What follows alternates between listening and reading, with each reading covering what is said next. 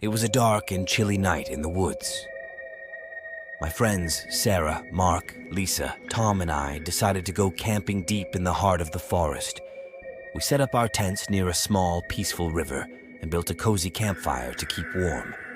As we roasted marshmallows and shared spooky stories around the fire, the atmosphere grew tense. We laughed off the tales of ghosts and monsters, thinking we were just trying to scare each other. But then I heard it, a strange rustling sound coming from the trees. My heart skipped a beat and I looked at Mark. He nodded, gripping his flashlight tightly. "Probably just an animal," he said, trying to sound brave. We tried to brush it off, but the rustling grew louder and closer. Lisa shined her flashlight into the darkness, revealing nothing but the swaying trees. Tom picked up a stick and held it like a weapon, ready to defend the group. Suddenly, a low, eerie moan echoed through the forest, causing our hearts to race. We exchanged terrified glances, realizing that this was no ordinary camping trip. The moan grew louder and more sinister, as if it were coming from all directions. Shadows danced among the trees, and the temperature dropped sharply. Lisa's flashlight flickered and died, leaving us in complete darkness. Panic set in as we fumbled for our own flashlights and tried to restart the campfire. In the eerie silence, we heard heavy, uneven footsteps approaching us. I whispered, "We need to leave now." But just as we were about to make a run for it, the footsteps stopped right behind us. A chilling, guttural voice spoke, "You should have stayed away from these woods."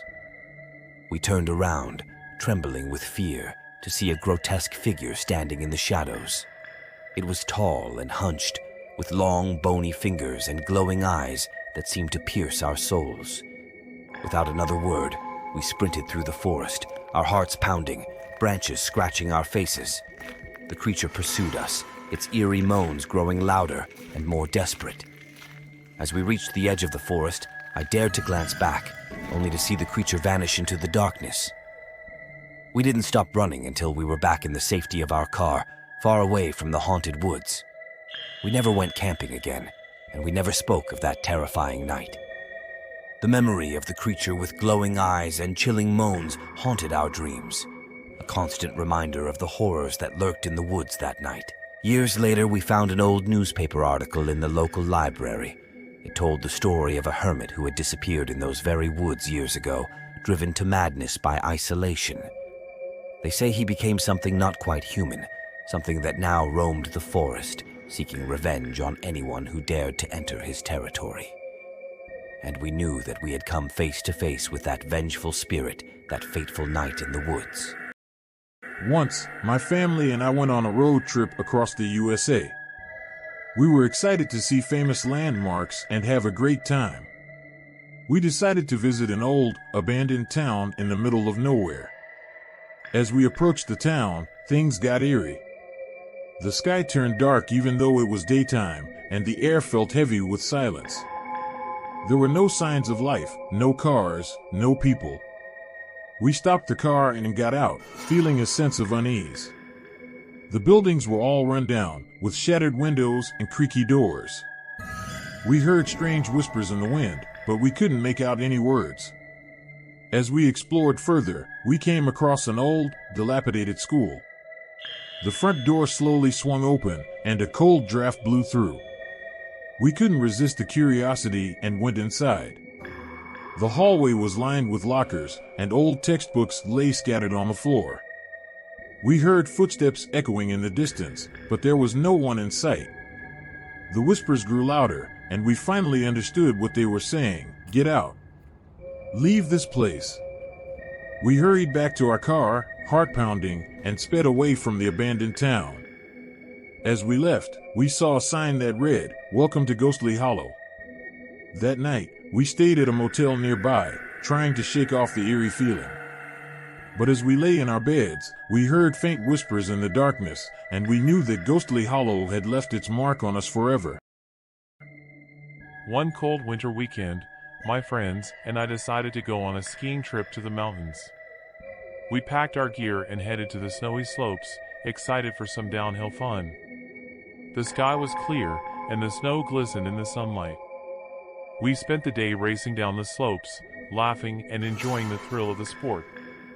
As the sun began to set, we decided to go for one last run. But as we started our descent, we noticed something odd. A thick fog rolled in, making it hard to see. We couldn't even make out the trail markers. Panic set in as we realized we were lost in the misty mountains. We tried to stick together, but the fog made it impossible to see more than a few feet in any direction. The temperature dropped, and an eerie silence surrounded us. No other skiers were in sight, and the ski lifts had stopped running for the day. As we stumbled through the fog, we heard strange whispers, like voices carried by the wind. It sent shivers down our spines. We tried to call for help, but our voices seemed to get swallowed up by the fog. Suddenly, we spotted a figure in the distance. It was a tall, shadowy figure, moving closer through the mist. Our hearts raced as we watched it approach. It had a ghostly, unnatural appearance. The figure spoke in a low, chilling voice, "You're not supposed to be here." It seemed to glide through the snow without leaving any footprints. Terrified, we turned and started skiing in the opposite direction, but the figure followed us relentlessly. We couldn't shake it no matter how fast we went. It felt like a never-ending chase through the fog. Hours passed, and exhaustion set in. We were on the verge of giving up when we finally stumbled upon the ski resort. We raced inside, gasping for breath and trying to explain what had happened. The staff at the resort was puzzled, as they had no record of any other skiers being on the slopes that late. They searched the mountain but found no trace of the mysterious figure. To this day, we don't know who or what that figure was, but we'll never forget the fear of getting lost in the foggy mountains and the haunting encounter on that skiing trip. It taught us that sometimes, nature can be both beautiful and eerie, especially when the mist descends.